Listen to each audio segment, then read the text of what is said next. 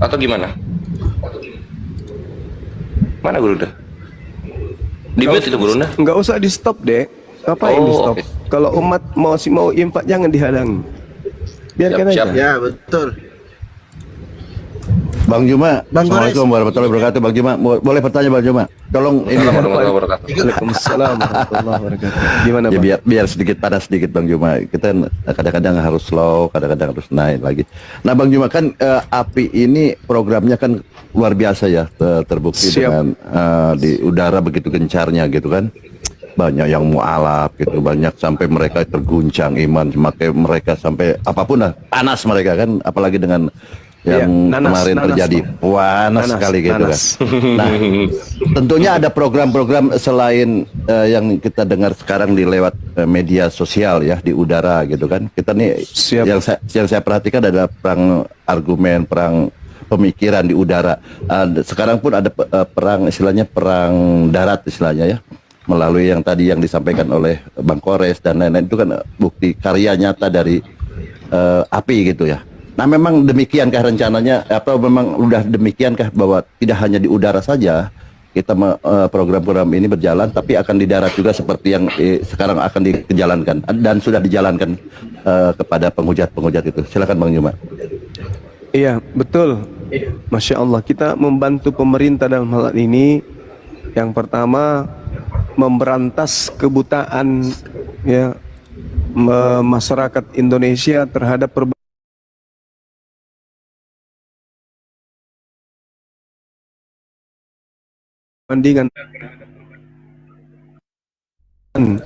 untuk kemudian membedakan antara agama satu dengan agama yang lain. Kenapa? Karena ada agama yang ingin kali tampil seperti mirip Islam gitu loh.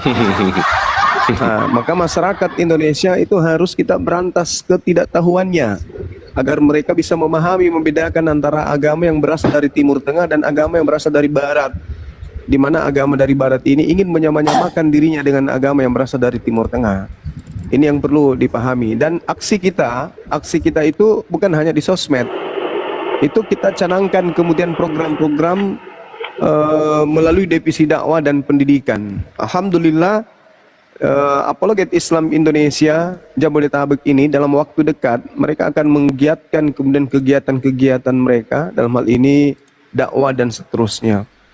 Termasuk saya sendiri ada undangan di awal bulan depan di tanggal 5 tepatnya di Bandung, di bawah naungan Apologet Islam Indonesia DPW Jawa Barat. Itu diundang kemudian untuk memberikan materi apologet atau kristologi di tengah-tengah mayoritas mu'alaf, dan di situ akan diadakan syahadat massal. Kenapa? Ada beberapa orang-orang non muslim dari NTT yang data-datanya sudah diserahkan ke saya, mereka masih Kristen, dan akan saya pimpin sendiri langsung untuk bersyahadat beramai-ramai di sana nanti di tanggal 5. Masya Allah, tadi siang tanggal 23 besok mereka teman-teman yang ada di Jabar akan melakukan rapat untuk membahas ini. Artinya bahwa kegiatan kita itu bukan hanya di sosmed saja. Apologet Islam Indonesia ini akan merambah di dunia offline juga, dan itu sudah kita lakukan. Bahkan bukan hanya sekedar dari sisi pendidikan saja, tapi juga dari sisi bisnis. Nah, dari sisi pendidikan kami mencanangkan tahun depan kita sudah mulai merancang bagaimana peletakan batu pertama terkait dengan pondok pesantren modern Apologet Islam Indonesia yang skala internasional. Kemudian terkait dengan Mualaf Center itu akan kita bangkitkan kembali, hidupkan kembali. Oleh karena itulah mulai Dinda Dio memimpin Jabo sebagai ketua, beliau kembali merekrut teman-teman muslim dan muslimah yang ingin bergabung dalam menggalakkan gerakan Apologet Islam Indonesia ini. Jadi teman-teman yang ada di Jakarta, Bogor, Tangerang dan seterusnya yang ingin ikut berpartisipasi di dunia Apologet Islam Indonesia, silakan menghubungi DPW Jabodetabek. Nah, di sini ada ketuanya Dinda Dio Pratama, dan juga Bandung, Jawa Barat, ada Riau, dan juga ada Sumut, Sumatera Utara. Insya Allah. Jadi pelan-pelan Bang, pelan-pelan kami tidak hanya sekedar berdiskusi begini, enggak. Kami juga punya program-program bagaimana bisa mensejahterakan apologet Islam Indonesia ini dengan cara-cara halal yang kami upayakan. Bagaimana bisa teman-teman ini sebagai penggiat dunia apologet tidak hanya makan Indomie saja, tetapi kalau bisa kami akan bikin usaha besar, kami akan membuat sebuah gebrakan bahwa mendakwakan, mensiarkan apologet, pembelaan Islam terhadap pendangkalan akidah Islam itu sendiri, itu tidak mesti kere dan tidak mesti minta-minta. Itu program saya sebagai ketua pembina, bagaimana bisa membuat anak-anak saya di apologet Islam ini bisa sejahtera. Demikian Bang Baal. Allahu Akbar, Masya Allah. Masya Allah, luar biasa ya. Ya, jadi teman-teman di bawah bahwa API ini memang programnya tidak hanya di media sosial saja, dibuktikan dengan karya nyata ya. Kita tadi mendirikan apapun ya di dunia pendidikan, bisnis, termasuk penghujat-penghujat yang sudah dibuktikan tadi itu ya. Tentu itu adalah tantangan yang memang harus dilaksanakan, mau tidak mau memang itu harus dihadapi gitu ya. Kemudian apakah ada rencana gini kan banyak nih yang ada kelompok-kelompok yang membuat hal yang sama, apologet. Apakah ada rencana ke depan? Kita kan tidak bolehlah kita beda baju, beda celana, warna apapun, tapi kita satu iman, satu Islam, satu akidah gitu kan. Dalam ini kan adakah rencana melakukan pertemuan-pertemuan supaya kita seragam dalam dakwah ini gitu? Silakan Bang Juma, silakan.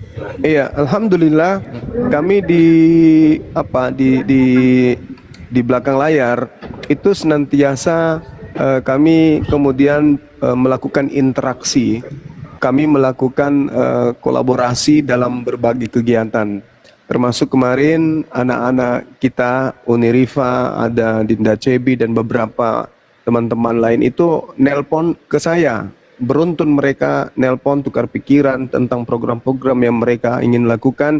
Dengan sejatinya mereka izin, mereka minta doa restu dari Ketua Pembina Apologet Islam Indonesia supaya kegiatan-kegiatan mereka itu direstui untuk bisa berjalan dengan baik.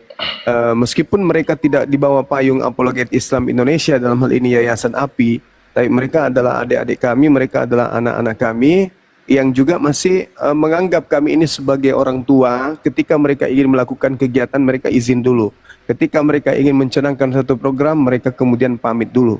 Mereka minta izin, minta petunjuk, minta saran, minta kritikan dan seterusnya.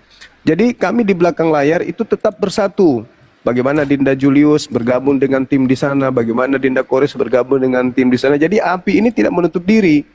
API tidak menutup diri. Kemanapun apologet Islam Indonesia personilnya itu bisa tampil di komal-komal manapun bisa. Karena kami memang bersatu. Kalaupun ada terlihat, oh ini kok bukan API, ya itu dikarenakan mungkin mereka tidak ingin disibukkan dengan hal-hal yang totalitas terhadap gerakan-gerakan untuk kebijakan terhadap apa yang dibutuhkan oleh umat. Dikarenakan mereka sibuk, mungkin karena mereka aktivis kampus, mungkin karena mereka seorang profesional dan seterusnya. Sehingga yang nampak seakan-akan kami itu tidak bersatu, padahal kami itu bersatu. Contoh misalnya. Kata siapa ya Guruna ya? Siapa kita pecah-pecah macam Edis dan bom-bom? Itu kita tidak ada itu Bang. Kita bersatu, misalnya siapa ya? Dinda, seperti Bang Blender. Kita tidak sama dalam naungan, tetapi kita tetap sama di balik panji Islam. Kami sering berkolaborasi di belakang soal jawab tentang gerakan-gerakan apologet Islam ini. Banyak hal seperti teman-teman yang dari Sulawesi ada di sana, siapa namanya? Dalbo, ada yang satu lagi. Semuanya kita rangkul. Semuanya kita rangkul. Cuman mereka tidak ingin terikat dikarenakan takut diberi amanah karena kesibukan saudara-saudara kita. Tapi kalau berbicara mengenai loyalitas, mereka semua sayang terhadap apologet Islam Indonesia. Mereka semua cinta kepada apologet Islam Indonesia. Bahkan kegiatan besok di Jabar itu juga adalah kerjasama antar organisasi pemerhati terhadap mu'alaf. Bahkan organisasi Bang Goto yang kemarin datang lengkap dengan spanduknya datang pada kegiatan milad kemarin untuk memberikan dukungan penuh kepada gerakan apologet Islam Indonesia ini. Makanya saya sebagai orang tua itu terharu dan sangat-sangat kemudian cinta kepada anak-anak saya, karena mereka ada di samping mereka ini adalah orang-orang yang bisa mendengarkan nasihat, mereka juga bisa memberikan kritik dan syarat dengan cara-cara yang baik. Saya kira begitu, Bang. Masya Allah, luar biasa. Terima kasih ya Bang Juma. Jadi teman-teman saudaraku yang di bawah, api ini tidak menutup diri ya. Dia akan berkembang terus dan berkolaborasi dengan yang lainnya. Walaupun di sana naungannya berbeda, saya bilang corak bajunya beda, celananya, tapi kita dalam satu akidah yaitu iman dan Islam gitu kan Bang ya. Betul. Oke, dalam selanjutnya Bang Jumas, boleh saya tanya? Nanti apakah akan ada suatu kali pertemuan antara kelompok-kelompok itu, maksudnya kelompok-kelompok yang berdiri sendiri-sendiri itu, rencananya adakah pertemuan untuk bagaimana bisa berjalan bersama gitu, walaupun dengan payung yang berbeda gitu. Silakan Bang Juma. Iya, itu jelas itu ada gerakan-gerakan itu. Bagaimana dari teman-teman apologet Islam bikin kegiatan, mereka melibatkan anak-anak API. Bagaimana juga ke depan API tidak menutup kemungkinan mengambil teman-teman yang ingin bergabung melakukan satu kegiatan yang sifatnya untuk umat. Jadi API ini menerima, fleksibel API ini selama organisasi atau oknum yang ada di luar sana yang ingin kerja dengan apologet Islam itu murni benar-benar karena umat, bukan karena ada misi pribadi atau karena ada kepentingan pribadi. Gitu Bang. Satu lagi Bang Juma, sedikit sebelum yang lain gitu kan. Ini kan orang sebelah ini kan panas Bang Juma kalau mendengar begini kan. Panas, pasti panas itu. Mendidih gitu kan. Kalau api ini dengan yang lainnya kok bersatu gitu kan. Nah tentu untuk menghadapi orang-orang yang panas ini kan, kalau kita lihat ya, kalau debat-debat itu kan pasti mereka nggak punya apa-apa gitu ya. Botol lah kalau istilahnya mereka ini kan. Paling Yohanes 1 pada mulanya itu aja kan. Nah timbullah penghujat-penghujat ini kan, mereka ini penghujat gitu. Apakah konsisten kita menghadapi mereka-mereka itu? Maksudnya konsisten terus, kita tidak akan mundur seperti itu Bang Juma. Itu aja mungkin pertanyaan terakhir, apakah maksud saya API dan yang lain-lain akan konsisten menghadapi mereka gitu. Itu silakan yang lain, terima kasih. Ya, Masya Allah, ini pertanyaan yang paling bagus. API akan tetap pasang badan terhadap gerakan-gerakan pendangkalan akidah, gerakan misionaris, gerakan kristenisasi, ya, bahwa apologet Islam itu berdiri sampai kiamat, tidak akan pernah kemudian bubar insya Allah. Kenapa? Kami punya komitmen untuk mencetak orang-orang yang akan melanjutkan misi perjuangan ini. Kita ada regenerasi, alhamdulillah ada beberapa teman ya yang kemudian sudah memulai itu, sudah mulai mendidik generasi-generasi yang akan menjadi penerus apologet Islam Indonesia. Apatah lagi dengan berdirinya nanti sekolah apologet Islam ini, tentu diharapkan mereka bisa memperjuangkan kemudian visi misi daripada apologet Islam Indonesia ini agar menjaga ketentraman, kedamaian, dan kesejahteraan, serta menghilangkan kesenjangan atau adanya ruang yang bisa membuat adanya ria antar agama. Apologet Islam Indonesia dibentuk, salah satu daripada misinya adalah menghilangkan rasa tabu antar umat agama, sehingga ketika ada hal yang sifatnya sangat prinsip, tidak menjadikan kita terpecah, mengakibatkan adanya riak atau adanya keributan yang bersifat sara.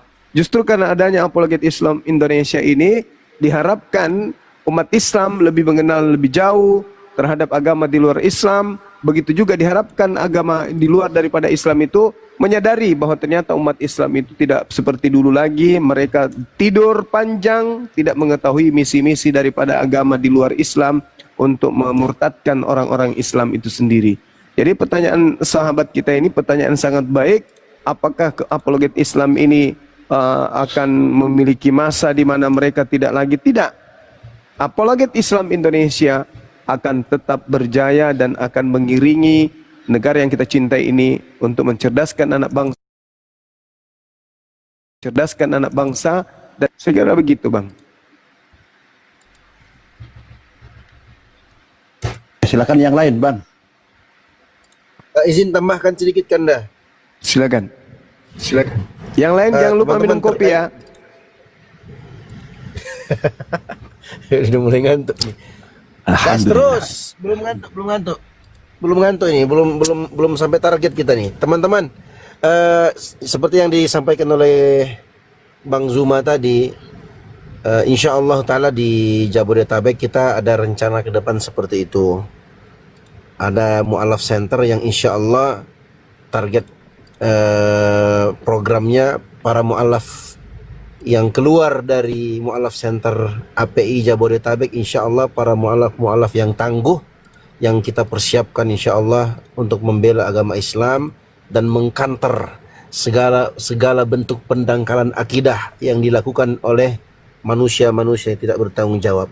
Berdasarkan firman Allah Subhanahu wa taala, wa'iddu lahum mastata'tum min quwwah wa min ribatil khayli turhibuna bihi aduwallah wa aduwakum wa akharina min dunihim la ta'lamunahum Allahu ya'lamuhum wa ma tunfiqu min syai'in fi sabilillahi yuwaffa ilaikum wa antum la tuzlamun.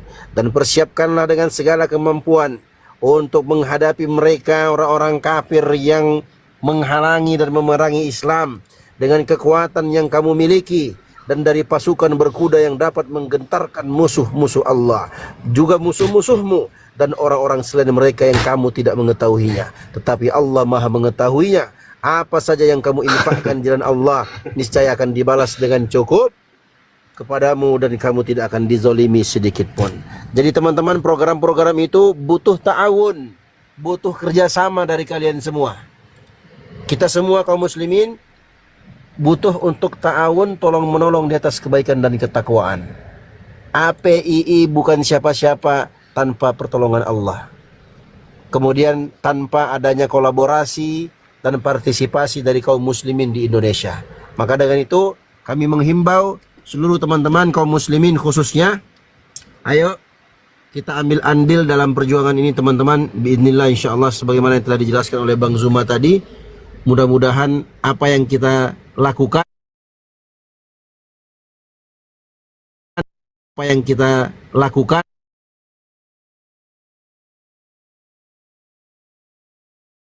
kan.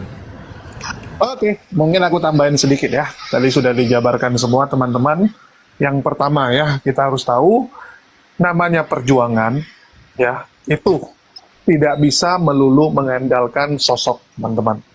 Dan kita bersyukur di API seperti Bang Zuma sampaikan tadi, ya, sistemnya itu yang diperkuat. Sehingga apa? API ini, Yayasan API akan terus ada sampai nanti hari kiamat. Itu yang paling penting teman-teman. Bagaimana organisasi ini bisa terus memperjuangkan umat, memperjuangkan la ilaha illallah, dan tentu saja ya melawan upaya pemurtatan yang terus dilakukan oleh orang-orang kafir. Terus yang kedua teman-teman, API juga bukanlah yayasan yang eksklusif ya. Istilahnya tidak mau berbaur dengan orang lain. Kita terbuka untuk kerjasama, kolaborasi, afiliasi ya. Jadi bagi teman-teman mungkin yang tergabung di organisasi lain ingin mengajak API untuk kolaborasi, mungkin buat kajian kah, atau ada kegiatan bersama kah, yuk silakan kontak kita. Karena setiap orang kan pasti punya kendaraan sendiri, punya medan perjuangan sendiri gitu. Dan kita nggak bisa memaksakan orang untuk yuk gabung semua, nggak mungkin teman-teman. Setiap orang pasti punya pandangan sendiri, punya kendaraannya sendiri. Untuk itu, mari kita bersinergi, itu yang paling penting. Ya, karena di Islam itu kita semua satu tubuh. Kita bergerak bersama. Beda dengan yang sebelah, masing-masing mengedepankan ego masing-masing. Masing-masing cuman fokus untuk kelompoknya sendiri. Dan kita bisa lihat sekarang bagaimana terpecah belahnya ya. Gara-gara Edis, sekarang orang Kristen kebingungan. Orang Kristen ribut. Lantaran Edis mengatakan bahwa yang merencanakan penyalipan itu adalah iblis. Bayangkan. Mereka sekarang tercerai-berai. Mereka ribut sesama teman-teman. Dan sebenarnya yang menjadi penyebab itu semua bukan gara-gara pandangan-pandangan teologinya. Enggak teman-teman. Semua ujung-ujungnya gara-gara apa? Mereka berebut panggung. Mereka ingin jadi lebih baik. Saya sampai ketawa waktu kemarin Elia Miron disuruh diam oleh Pak Bom Bom. Dia bilang kamu tidak ngerti apa-apa. Terus Elia Miron bilang, saya yang ngerti, kamu yang tidak ngerti gitu. Nah, ini kan menunjukkan egonya ya, menunjukkan sombongnya. Dan kita tahu di Islam, sifat yang paling dibenci oleh Allah itu adalah sombong, teman-teman. Karena nggak pantas makhluk itu sombong. Nah, ini yang membedakan kita sama mereka. Dan sekali lagi, yuk dukung ya semua perjuangan para mujahid-mujahid yang ada di Islam. Oke, lanjut. Kalau bisa diskusi. Soalnya teman-teman udah pada minta Oten.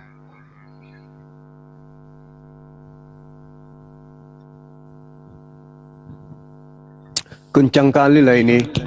Teman-teman berinfak ini luar biasa, Masya Allah, syukran, Masya Allah. Jangan ngomong gitu Bang Juma, jangan ngomong gitu, panas di bawah Bang Juma. Keren. Aduh, laporannya kayak hujan beneran, Masya Allah. Benar Bang Juma, tolong diucapkan Bang Juma apa yang disampaikan kepada saudara-saudara kita itu. Iya, terima kasih kepada sahabat-sahabat Muslim. Allahu Akbar, Masya Allah, Insya Allah. Kalian punya penyakit dicabut oleh Allah, penyakitnya disehatkan oleh Allah. Amin. Subhanallah. Masalah perekonomian insya Allah akan dimuluskan oleh Allah untuk mencapai kemudahan dalam hidup. Dan tadi ketika dikatakan Dinda Julius bahwa sampai hari kiamat, ya sampai di jannah, kita akan duduk ngopi di surga menceritakan tentang api ini, teman-teman sekalian. Kita akan kumpul, teman-teman yang berinfak, bersedekah, nanti akan jumpa di surga. Kita masih membahas tentang api, pergerakan-pergerakan kita di api ketika hidup di dunia. Kita akan saling mencari satu sama yang lain. Mana dia yang telah memberikan sumbangsi pada saat itu? Oh, dia orangnya, ini dia. Tuhan akan mengangkat derajatnya dan seterusnya. Jadi sampai di jannah, teman-teman yang memberikan infak sedekahnya untuk pergerakan ini, ya insya Allah diberkati antum, hidup antum semuanya itu diberkati oleh Allah Subhanahu wa taala. Amin amin ya rabbal alamin. Saya nggak bisa menyebutkan satu-satu, ini ada banyak kali ya. Cukup saya mendoakan kepada Allah semua yang memberikan infak sedekahnya terhadap pergerakan apologet Islam Indonesia dimudahkan urusannya oleh Allah, baik urusan dunia maupun urusan akhirat. Anak-anaknya dijadikan sebagai anak yang soleh dan soleha, menjadi tokoh Islam dan juga tokoh bangsa yang kita cintai ini. Amin ya rabbal alamin. Saya serahkan kepada teman-teman yang lain, silakan. Panas Oten ini, luar biasa, panas. Tapi ini ada yang Lebih panas lagi kalau bulan depan kita mendengarkan kabar ada penghujat yang dikerangkeng lagi. Lebih panas. Ya nanti ininya ya di YouTube-nya serius ya pas pengabarannya ya. Update terbarunya barangkali Bang Kores, silakan. Banyak yang di bawah komentar SMS saya baca Bang Kores, SMS saya baca jangan Bang Kores. dibocorkan dulu, nggak bisa. Nantilah tunggu tanggal mainnya. Ini enggak masalah dana tadi ya, banyak yang mengalir katanya. Nah, tunggu. Ini Bunda Rahma mana ya? Bunda Rahma itu yang bagian ngitung. Udah gua Kasih bener-benerin karung. Kasih waktu beberapa menit untuk menghitung. Ini di bawah panas, Oten luar biasa panas. Ikhwan, kalau udah ngirim ke Bang Hani nggak usah ngirim ke aku ya. Begitu juga Ya, sebaliknya itu. gitu. Jangan, biar dong nggak double-double. Kalau ngirim ke Kores aja, jangan kirim dua-duanya gitu loh. Gitu, bagus itu. Saya baru sempat ngoreksi itu, Res. Siapa tahu ada yang double. Soalnya tadi aku lihat 40 ada sama Bang Hani 40, yang aku juga 40. Oh, sama nih orangnya nih. Tapi Jadi tetap kalian luar biasa. Betul. Tapi ini yang paling penting nih yang aku mau sampaikan. Baru saya yang mualaf itu, saya nggak usah ulang namanya, masih menyimak di sini. Informasi terakhir, begini bahasanya. Assalamualaikum, Bang. Ini saya masih nonton di live Komal Bang Arif. Mohon untuk sarannya dari guru-guru dan ustadz atas yang sedang saya alami. Sekarang di mana ortu dan keluarga lagi marah besar dikarenakan keputusan saya mualaf. Mohon saran dan solusi dalam menghadapi cobaan ini biar agak sedikit tenang saya belajar. Ada komentar?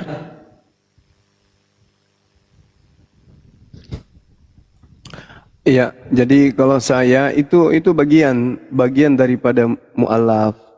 Jadi tidak mungkin orang yang mu'alaf ini keluarganya tepuk tangan bahagia, kecuali keluarganya ini adalah juga seorang mu'alaf atau seorang muslim. Yang pasti itu akan terjadi. Orang meninggalkan agama asal, keluarga akan merasa kehilangan. Dan ya bisa sampai kepada pengusiran, penganiayaan dan seterusnya. Untuk itu, kalau adik ini butuh perlindungan, kita bisa, Bang Handi, kalau adik ini misalnya minta butuh perlindungan secara fisik atau apa gitu, insya Allah kita mampu. Untuk itu, nanti Bang Handi komunikasi dengan Bang Arif. Beliau tadi informasikan, dia minta alamatnya adik ini di mana. Mungkin bisa kita bantu untuk mengamankan dirinya dari amukan keluarga atau siapa gitu Bang Handi. Insya Allah. Tidak usah terlalu dipikirkan Dinda Lani, cukup komunikasi aja dengan Bang Handi. Insya Allah tim kita akan merapat adik ini di mana, apakah merasa terzolimi, teraniaya atau apapun itu. Kalau hanya sekedar ancaman, dimarahi, dimaki itu biasa. Itu biasa. Yang penting jangan sampai akidahnya goyah. Jangan sampai kembali lagi murtad. Gitu, dari saya gitu. Jadi kalau masalah keamanan, insya Allah aman. Kalau misalnya nanti terjadi penganiayaan, ya itu bisa kita laporkan ke pihak berwajib. Untuk itu saya minta kepada sekretaris untuk segera membuat sertifikat beliau, sertifikat mu'alafnya sebagai bukti dasar hukum kita sebagai umat Islam membela saudara kita umat Islam yang mengalami ancaman, intimidasi dan perlakuan yang tidak baik dari orang di luar akidah kita. Saya kira begitu, Bang Handi. Izin tambahkan Kanda buat saudara kita yang masuk Islam tadi yang mendengar di bawah, saudaraku, saya Dio Pratama, insya Allah selalu mendukungmu. Ada satu ayat yang kamu perlu perhatikan, coba kamu buka dalam Al-Quran, tepatnya dalam surah Al-Ankabut ayat 1-3. Surah Al-Ankabut ayat 1-3. Mudah-mudahan itu bisa menenangkan hatimu. Allah Subhanahu wa taala berfirman, Alif Lam Mim, ahasiban nasu ayyutraku ayyaqulu amanna wa hum la yuftanun. Walaqad fatanna alladhina min qablihim falaya'lamanna Allahu alladhina shadaku wa la ya'lamanna al-kadhibin. Alif Lam Mim. Apakah manusia itu menyangka mereka akan ditinggalkan, dibiarkan begitu saja setelah mereka mengucapkan kami telah beriman, sedangkan mereka tidak akan diuji? Tidak sama sekali. Sungguh kami telah menguji orang-orang sebelum mereka, sehingga Allah benar mengetahui siapa di antara mereka yang benar-benar jujur dalam keimanannya dan siapa yang berdusta dalam keimanannya. Maka dari itu, saudaraku, sudah banyak orang yang diuji oleh Allah. Orang-orang yang kokoh dalam ujiannya, mereka adalah orang-orang yang dimenangkan oleh Allah dan dijanjikan surga oleh Allah Subhanahu wa taala. Kalau baru sekedar diancam, baru sekedar dimarahin, itu belum ada apa-apanya saudaraku. Dibandingkan saudara-saudara kita yang telah mendahului kita, yang mereka mengorbankan harta dan nyawa mereka demi untuk mempertahankan iman dan Islam dalam hatinya. Insya Allah semuanya akan baik-baik saja. Inna ma'al usri yusra. Sesungguhnya setelah kesulitan itu pasti ada kemudahan. Sebagaimana tadi disebutkan oleh Bang Zuma, insya Allah kalau ada apa-apa, saudara boleh kontak kita. Insya Allah kita 24 jam siap untuk backup dan membantu insya Allah sesuai dengan kemampuan kami. Dan mudah-mudahan Allah Subhanahu wa taala mengokohkan imanmu, Allah membantumu, Allah Subhanahu wa taala mudahkan urusanmu, dan jangan lupa terus kontak-kontakan dengan kita-kita yang ada di sini. Barakallahu fiik.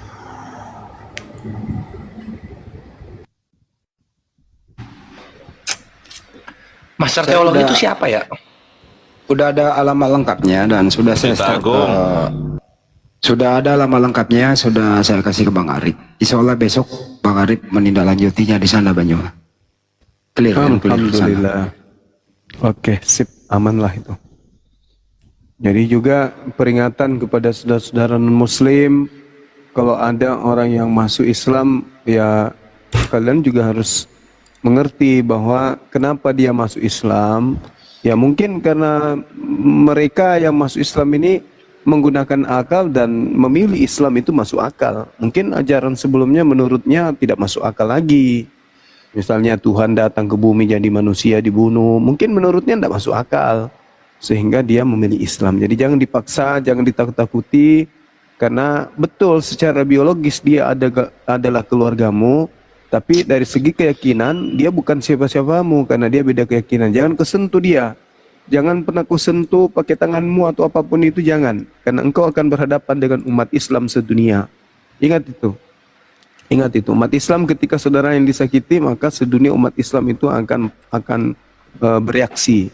Untuk itu tolong ya keluarga secara biologis dari adik kami yang tadi sudah bersyahadat, jangan disentuh, jangan diteror, apalagi sampai disakiti, karena Anda akan berhadapan dengan umat Islam seluruhnya. Demikian dari saya, silakan. Iya aman Ukti. Nanti keluarganya persuasi aja, kita akan mediasi yang terbaik untuk keluarga Ukti dan juga Ukti Lena ya. Jadi masing-masing dulu aja ntar, gitu paling.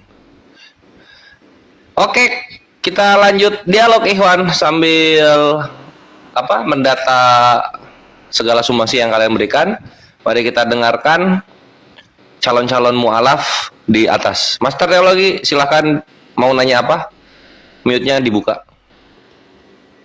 Kalau ini mah sudah pernah mu'alaf tapi murtad lagi. masa iya Guru? Iya, yakin syahadat waktu itu. Kenapa dia kembali murtad? Karena rindu menginjili tikus-tikus katanya dengan kecoa. Karena dia satu-satunya pendeta yang melakukan penginjilan terhadap binatang. Karena ada perintahnya beritakanlah Injil kepada seluruh makhluk, sehingga seluruh hewan ternak yang ada di sekelilingnya itu diinjilin semua. Coba tanya, benar enggak itu? Masa iya pendeta begitu? Enggak gitu. Kalau ini jawaban serius. Jadi waktu disyahadatkan oleh Bang Jumba waktu itu, beberapa hari kemudian, tantenya, keluarganya menghubungi saya. Apa kak bahasanya begini? Kurang ajar kau Handi, kurang ajar itu si Juma. Mensyahadatkan keluarga saya Agung gitu. Itu bahasanya.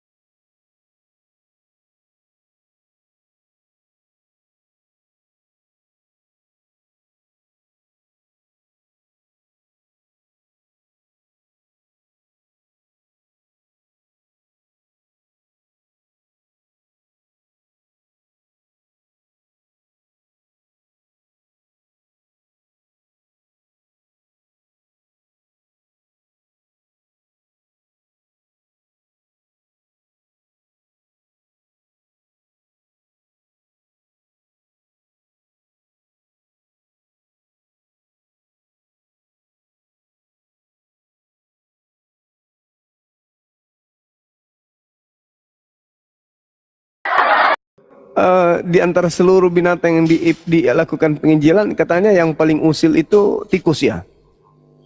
Iya. Nah, karena tikus ini ketika dilakukan penginjilan oleh saudara kita Agung ini, tikusnya cuma lari sana sini. Yang patuh katanya itu adalah bebek, kambing, kayak gitu. Ya kan ya, betul nggak? Iya. Oh, itu dia. Silakan Dinda Kores, mungkin ada yang ingin disampaikan. Si Agung ini cenderung ikut Edis dia. Bahwa yang berencana menyalibkan Yesus siapa Gung? Iblis. Tuh kan. Ya, emang dalam akal kita begitu. Nah itu. Ini orang jujur, ini orang jujur. Alkitab kan demikian ceritanya seperti itu, bahwasanya yang tereliminasi itu si Yudas. Yudas divisiin sama siapa? Iblis. Nah, jujur, mantap. Mantap kali. Ini kalau didengar sama Pak Bom ini, Pak Bom bisa kempes perutnya. Aku tadi dinaikin. Nah, sama dia. Iya. Udah mulai stres dia, udah mulai depresi. Apalagi sama si Edis. Minta naikin. Ya udah. Bye-bye sini aja lagi balik. Iyalah. Kenapa nggak diajak Edis yang kesini sekalian? Tadi ada di komen tapi nggak mau naik kayaknya. Oh, tadi ada di sini. Aku sempat chat sama dia kalau jadi dia sempat ngomong mau dialog tapi nggak jadi. Oh, iya iya iya iya. Aku tungguin sejam nggak dia nggak direspon, ya udah tinggal sini aja lagi. Jadi Gung, jadi menurut kamu Gung, iblis itu pahlawan ya? Enggak sih, enggak pahlawan menurut aku. Justru dia ingin menjatuhkan. Bukannya kamu bersuka cita atas kematian Yesus? Nah itu kan dalam Alkitab, kalau secara logika enggak. Pasti seorang manusia pasti sedih lah, seperti mamanya lah. Sedih, ya, kenapa anakku dibawa? Kan seperti itu ceritanya. Aman lah itu Gung, terserah kau lah. Iya, kalau saya ya Bang Andi ya, nggak ngikut-ikut sama si Bom Elias sama si Edison, nggak ikut-ikutan. Yang penting cuma satu, iman dan perbuatan kita. Kalau tanpa iman dan perbuatan kita, kita tidak bisa melakukan apa yang dikendakinya. Kalau disuruh memilih siapa? Kalau kau disuruh memilih nih, kira-kira siapa yang kau jadikan guru? Edis kah, Elia kah, Bom kah, atau siapalah? Nggak ada yang kupilih, kan tadi udah bilang nggak ada yang kupilih, nggak ada yang kuanut, apalagi si Luga katanya dia mau nikah itu.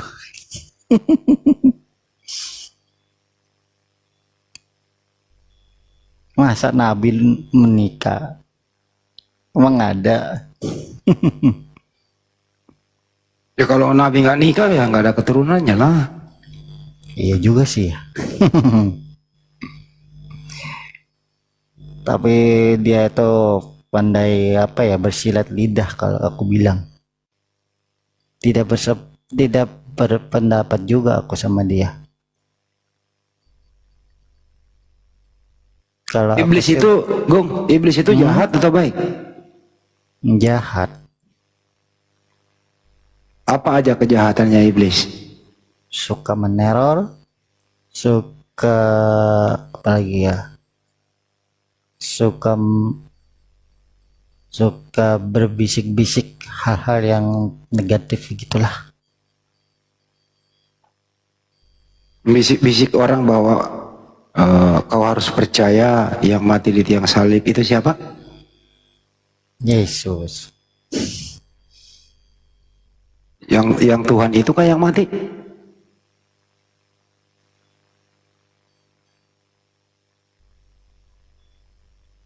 Waduh, macet. Kenapa? Yang mati itu yang Tuhan, yang Tuhanmu itu kan yang mati, Gung. Kan Yesus manusia, Bang Andi. Oh, bukan Tuhan dia. Ya kan dia kan lahir ke dunia ini. Kan Yohanes 1 ayat 1 dan 14 mengatakan bahwasanya pada mulanya adalah firman telah menjadi manusia.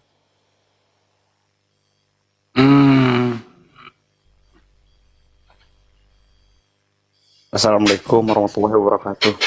Waalaikumsalam warahmatullahi wabarakatuh. Boleh nanya ini sama Master Teologi? Boleh, silakan.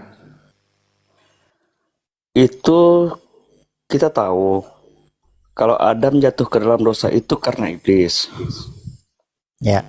Sekarang iblis merancang penyalipan untuk penebusan dosa.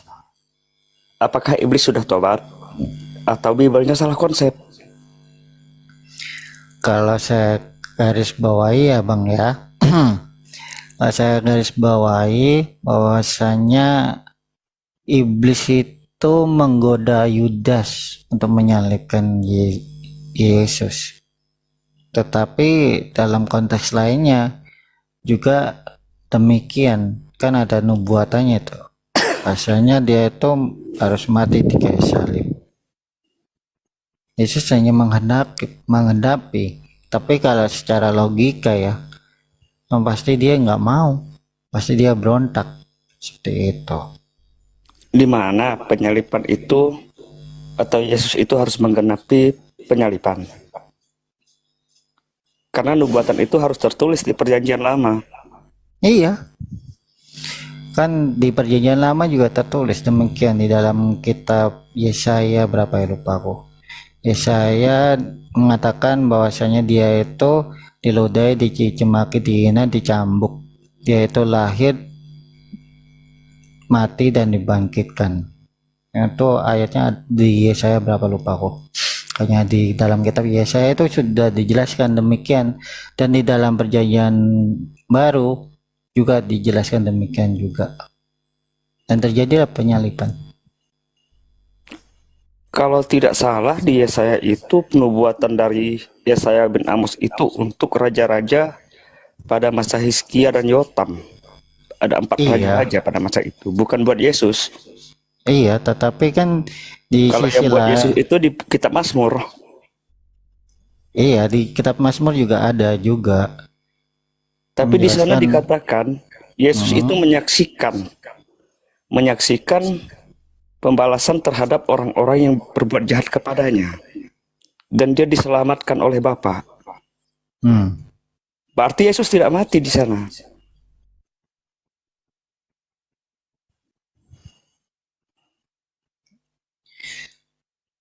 Selain itu, kalau kita berpikir secara logika, iblis merancang penyalipan. Dari penyalipan ini, orang-orang Kristen menerima hasilnya, yakni keselamatan dan penebusan dosa. Secara tidak langsung, berarti orang Kristen ini menerima jasa dari perbuatan iblis tersebut.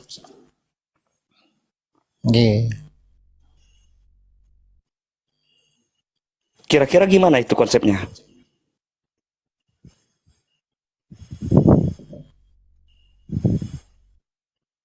Pelan-pelan Bang. Yesus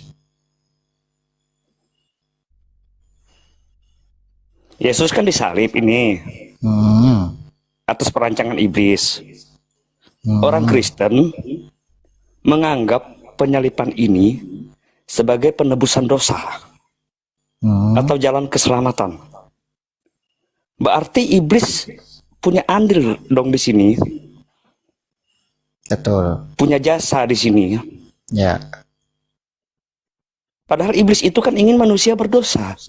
Apa iblis sudah tobat sehingga membuat jasa untuk membuat penebusan bagi orang Kristen gitu? Ya.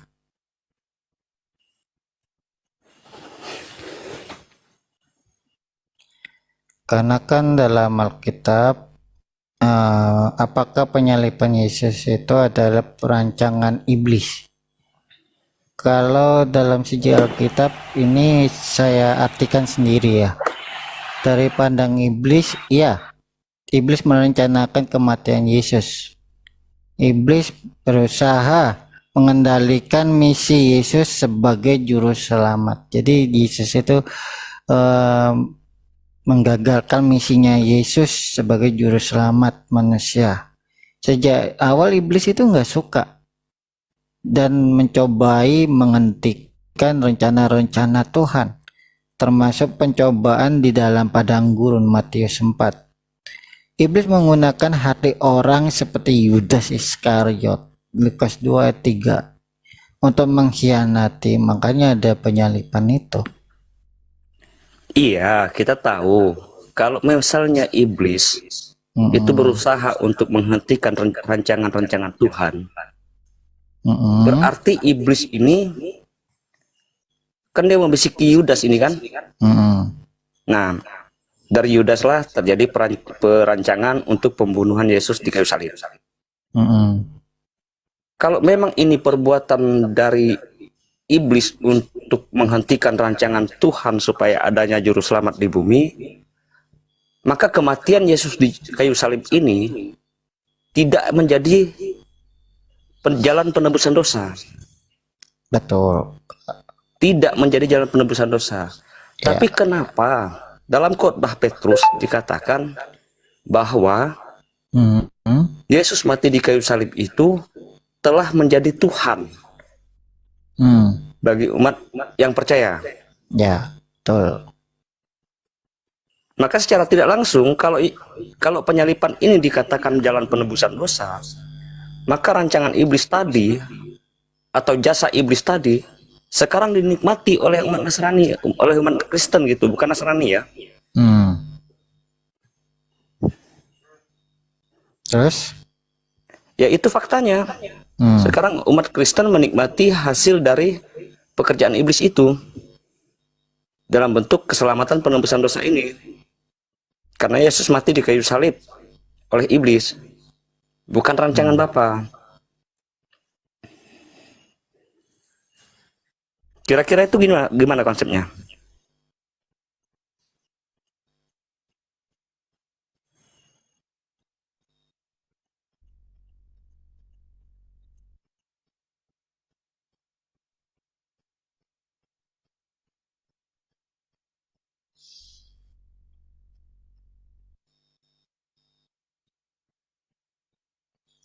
Konsepnya ya Bang ya, itu sebenarnya konsepnya seperti itu. Kalau kita pakai logika kita,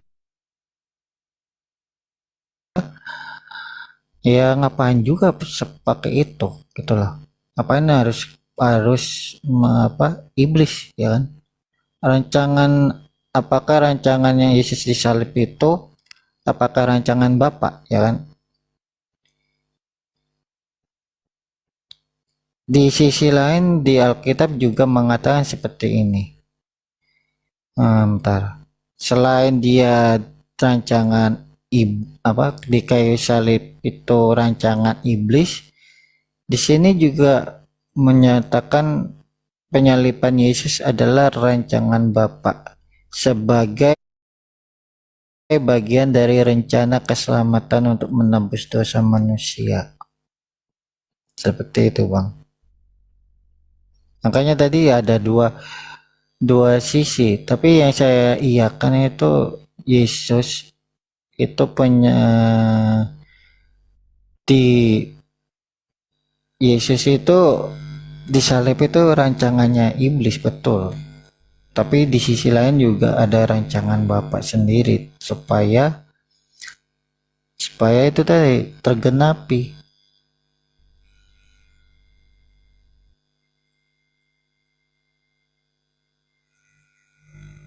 Masih monitor Bang?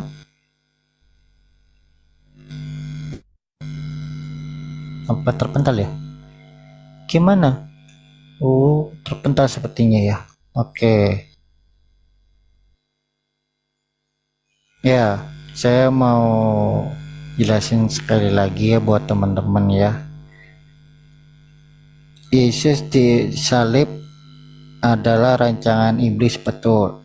Yesus di sisi lain juga, apakah Yesus dirancangkan oleh Bapa? Betul ya, karena rancangan Bapa sebagian besar dari rencana keselamatan untuk penebus dosa manusia. Untuk apa? Untuk menebus dosa manusia. Di dalam Roma 3:23, obat dosa adalah maut. Tapi karena kasih Tuhan merancangkan cara untuk menyelamatkan manusia melalui pengorbanan Yesus sendiri. Karena dalam Yohanes 3 ayat 16 itu tadi.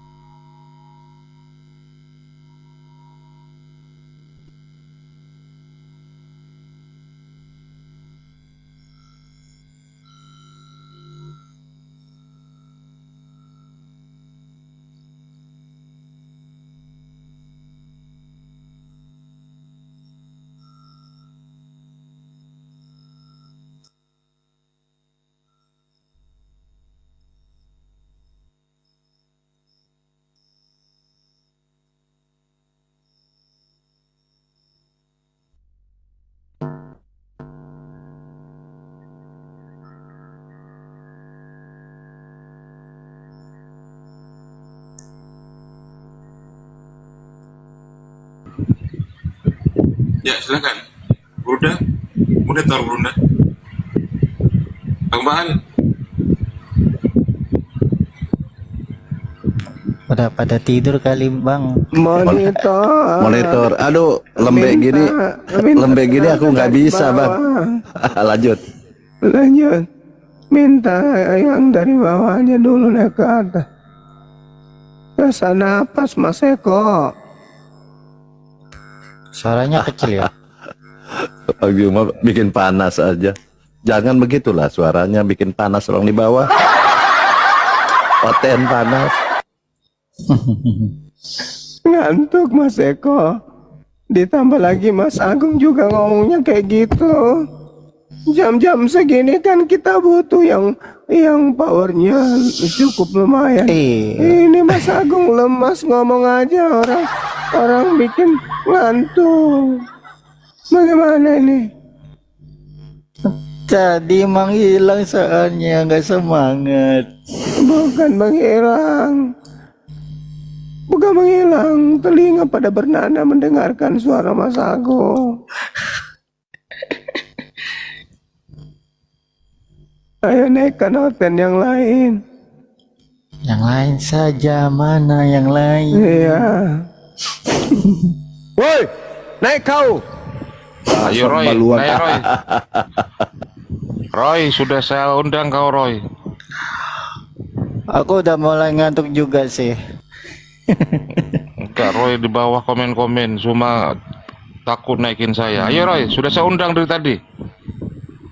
Ayo Roy, tunjukkan nih. Mas Agung, aku mau tanya Mas Agung sedikit aja ya. Kan Bang Juma ini kan, Bang Juma ini terkenal is the best. Semua pasti nulis is the best ya. Memang harus diakui lah ya, jujur ya. Mas Agung aja sebagai orang Kristen mengakui Bang Juma is the best gitu. Nah, sementara di saudara-saudara Anda kan tidak ada ya pendeta yang is the best. Coba bisa nggak sekali waktu kita seperti kan di Islam tadi udah disampaikan pemaparan ya, dia bersatu gitu kan. Muncullah Bang Juma is the best. Nah, bisa nggak di Kristen ini dikumpulkan pendeta-pendeta pastor, dikumpulkan, dipilih, dikonsili, diambil 1 atau 2 atau 10 lah ya, nggak usah 1, kalau 2, 1 mungkin gampang digulung sama Bang Juma gitu kan, 10 gitu, dari 10 itu yang dipilih yang terbaik gitu loh, terus menghadapi Bang Juma. Saya ingin sekali Bang Juma ini kalah gitu loh Bang, silakan. Saya ingin sekali gitu loh Bang Juma kalah dalam debat gitu. Kalau saya Bang Juma kalah debat, saya syukuran bener ini, saya potong ayam gitu loh Bang. Silakan Bang. Silakan Bang Agung, mungkin ada rencana seperti itu, atau Anda konsolidasi aja sama Anda, dikumpulkan pendeta-pendeta. Konsili. Sabar Bang, ini saya minta tolong Bang. Itu. Sabar Bang, saya mau minta Mas Agung dikumpulkan pendeta pastor, pilih 10 dari satu Indonesia gitu loh, kumpulkan lawan Bang Juma gitu loh. Saya ingin Bang Juma ini kalah gitu, jangan mengenalkan Bang Juma tahu kebenaran tapi dia pura-pura aja, nggak tutup mata itu, nggak mau jujur dia. Ya silakan, ayo silakan. Kalau mau diskusi dengan Bang Juma. Itu Bang Juma itu nggak jujur dia. Padahal kebenaran dia tahu dia. Bentar, aku mau jawab bentar ya. Ya. Adakah? Jangan menipu diri sendiri. Adakah? Iya. Ayo diskusi yuk. Saudara Maxen, tema apa yang Anda bisa? Ayo. Itu saja temanya, tentang bapakmu iblis. Nah, itu tema. Jadi maksudnya begini Maxen. Dalam agama Yahudi, yang kena hukum salib itu adalah penjahat. Nah, betul. Yesus ini kan bukan penjahat. Artinya Yesus ini tidak disalib karena dia bukan penjahat. Tetapi ada tetapinya. Ada upaya-upaya iblis untuk menyalibkan Yesus dan menggiring opini agar Yesus itu disalibkan. Untuk apa? Apa yang diinginkan kemudian oleh iblis? sampai iblisnya mau Yesus itu disalib. Tunggu dulu. Yang diinginkan oleh Saya apa yang kasih tahu, keinginan iblis itu untuk membinasakan. ya, jadi iblis Sedangkan ingin rancangan Bapa untuk menyelamatkan. Ah. Jadi iblis ingin kemudian merubah pola yang ada dalam hukum Tuhan, bahwa yang harus digunakan untuk menebus dosa itu adalah hewan alias binatang. Tapi iblis menginginkan kemudian yang tadinya korban binatang berubah menjadi korban manusia. Apa yang ingin dijual oleh Kurban yang iblis? sempurna itu adalah kematian Yesus Kristus, itu adalah kurban yang sempurna, jadi tidak ada kurban lain selain itu. Waduh, pakai Stop data. sampai di sana. Itu. Tuhan apakah minta kurban manusia? Di dalam Lukas 2 ayat 23 itu jelas. Tuhan apakah minta kurban manusia? Iya, karena dia mengasihi. Di mana Ciptaannya. dalilnya? Di mana dalilnya Tuhannya Yohanes 3 Yahudi? ayat 16. Di mana dalilnya Tuhannya Yahudi minta korban manusia untuk nebus dosa? Lukas 2 ayat 23 itu jelas. Lukas 2 di situ itu bukan menceritakan tentang kurban manusia untuk nebus dosa. Justru kalau Anda lihat di Lukas 2, ya, yang lahir itu adalah juru selamat. Kurban Oke. yang sempurna itu adalah kematian Yesus Kristus di atas kayu salib. Bagaimana mungkin? Di mana dalilnya Tuhan menginginkan kurban berupa manusia itu, di mana dalilnya? Itu adalah kurban yang sempurna. Apa sih orang ini? Yang saya minta dalilnya, pencipta langit dan bumi minta korban manusia itu, di mana dalilnya? Minta datanya bang. Aduh. Ntar saya buka Injil Yohanes ya, saya bacain buat kalian semua. Kalau Yohanes itu kan pengarang Yohanes, yang saya minta Tuhan. Pengarang lagi. Anda minta data, saya mau kasih data. Tuhan, Anda bilang Tuhan. mengarang. Saya Nah, minta data Tuhan. kalau memang dia ngarang, Kalau berbicara Anda mengenai ini lebih ngarang. Kalau berbicara mengenai Tuhan, berarti itu ada kaitannya dengan perjanjian lama. Karena perjanjian baru itu bukan firman Tuhan, itu karangan penulis masing-masing yang ditulis berdasarkan hasil penyelidikan. Bedakan itu. Kalau berbicara mengenai firman Tuhan, berarti berbicara mengenai perjanjian lama. Kalau berbicara mengenai pengarang, ya, maka berbicara mengenai perjanjian baru. Itu dulu Anda harus Berarti bedakan. Anda tidak percaya Injil berarti. Sedangkan Anda disuruh untuk percaya kepada Taurat dan Injil. Injil yang disuruh percaya itu Injilnya Nabi Isa, bukan Injilnya Lukas. Cuma lari-lari kan. Mulai ngaco, robek otak. Begini, Tidur sudah. Itu kau robek, bang.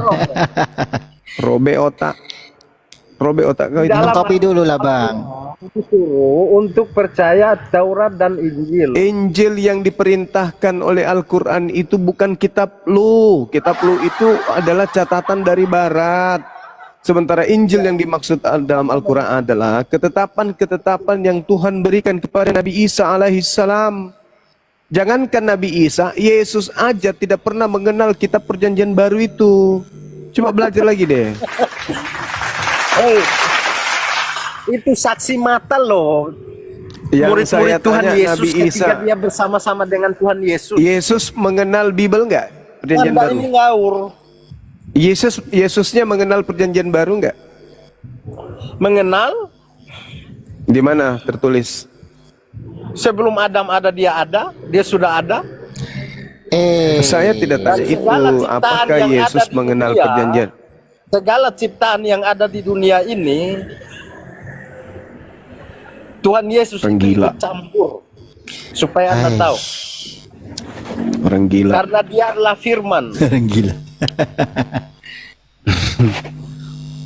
Orang gila, orang gila. Firman itu hidup dan Astaga. firman Pertanyaannya Mending kau coba bikin terasi. Kau jual terasi di Pertanyaannya pasar. coba dan diulangi kau- lagi bang cuma. ngapain Apakah Yesus mengenal buku perjanjian baru? Itu dulu. Gak nyambung, susah memang. Itu kayak aku bilang tadi, terlanjur oten. Gimana? Kaget. Wah, ternyata ternyata isi Bible-nya enggak gitu. Bagaimana ini? Akhirnya melilit lidah. Yesus itu terlibat di dalam penciptaan. Aduh. Dalilnya salah-salah aja nggak ada ujung pangkalnya. Ayo saudara, siapa ini namanya nih? Silakan Saudara. Gabriel. Kalau mau jawab Gabriel. Gabriel, Gimana bang? coba jawab lah. Salib, apakah karya iblis atau karya Tuhan? Salib? Ya, penyalipan maksudnya. Yuk. Iya, penyaliban itu apakah karya iblis atau karya Tuhanmu?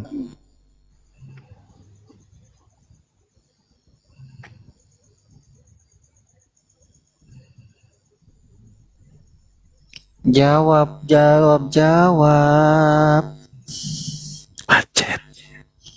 Macet sudah.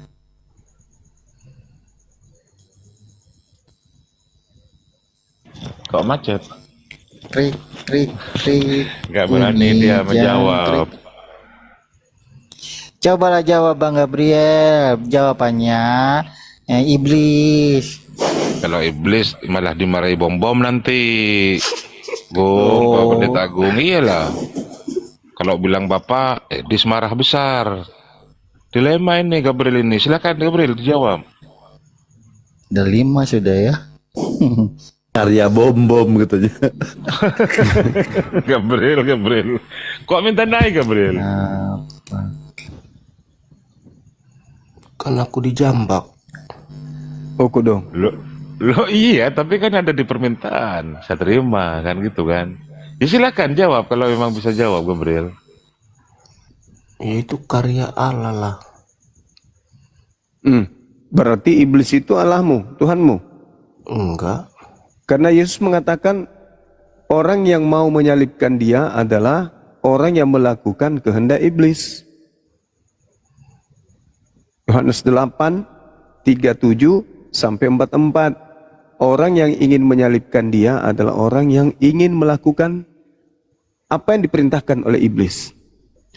Dan Yesus juga menceritakan di dalam kitab saudara Lukas 22 nomor 53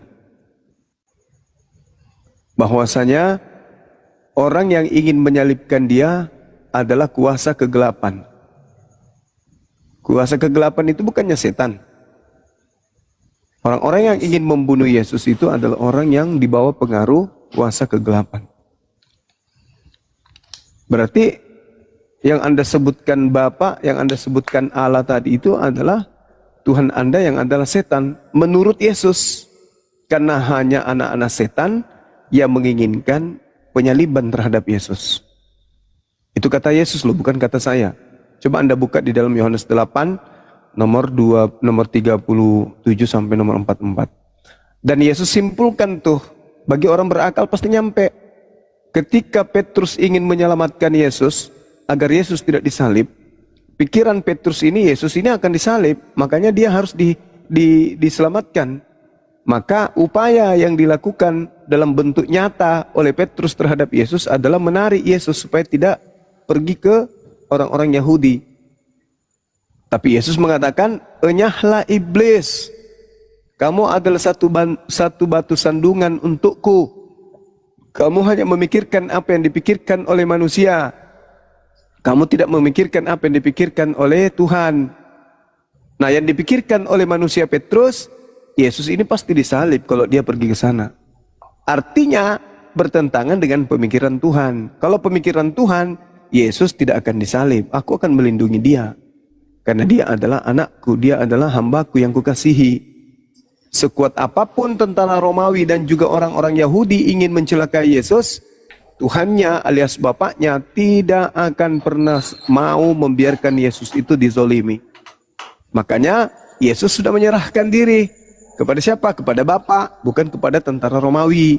Di mana itu? Di dalam Lukas 22 nomor 43 dan 44. Endingnya di data 44. Ketika Yesus menyerahkan diri kepada Tuhan, apa yang terjadi? Tuhan tidak membiarkan dia celaka. Buktinya, Tuhan mengutus malaikat memberikan kekuatan kepada Yesus. Itu bukti.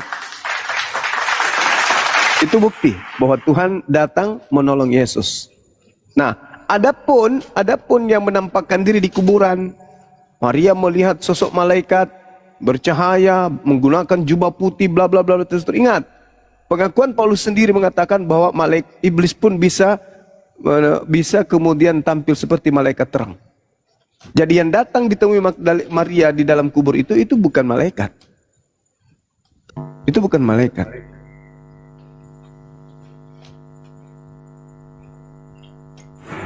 Kalau bukan malaikat siapa, Bang? Kata Paulus, iblis itu bisa menyamar seperti malaikat terang.